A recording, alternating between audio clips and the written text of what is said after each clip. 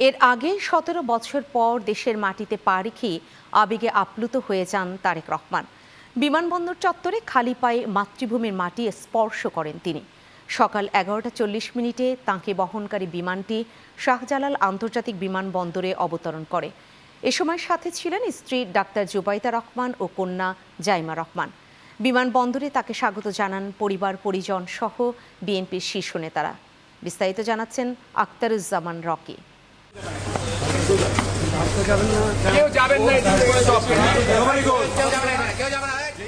দীর্ঘ ১৭ বছর পর দেশের মাটিতে বিএনপির ভারপ্রাপ্ত চেয়ারম্যান তারেক রহমান।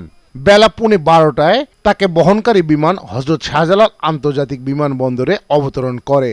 সাথে ছিলেন স্ত্রী ডক্টর জুবাইদা রহমান ও একমাত্র কন্যা জাইমা রহমান।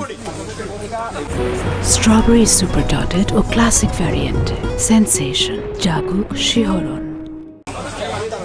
বিমানবন্দরে তারেক রহমানকে স্বাগত জানান বিএনপি সিনিয়র নেতৃবৃন্দ। অভ্যর্থনা লাউঞ্জে প্রথমে দলের মহাসচিব মির্জা ফখরুল ইসলাম আলমগীরের সঙ্গে কোলাকুলি ও কুশলাদি বিনিময় করেন। এরপর পর্যায়ক্রমে সাক্ষাৎ ও শুভেচ্ছা বিনিময় করেন শীর্ষ নেতৃবৃন্দের সাথে। গোলাপ ফুলের মালা দিয়ে বিএনপির ভারপ্রাপ্ত চেয়ারম্যান তারেক রহমানকে বরণ করেছেন তার শাশুড়ি সৈয়দা ইকবাল মান্ত বানু।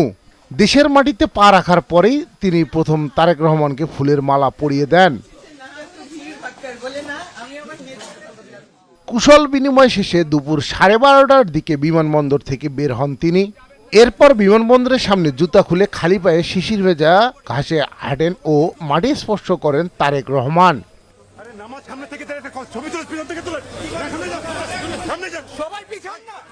এরপর দলের সিনিয়র নেতাদের নিয়ে বিমানবন্দরের সিআইপি গেট থেকে বুলেটপ্রুফ বাসে করে সংবর্ধনা অনুষ্ঠানে রওনা হন বিএনপির ভারপ্রাপ্ত চেয়ারম্যান তারেক রহমান। আখতারুজ্জামান রকি, চ্যানেল 9, ঢাকা।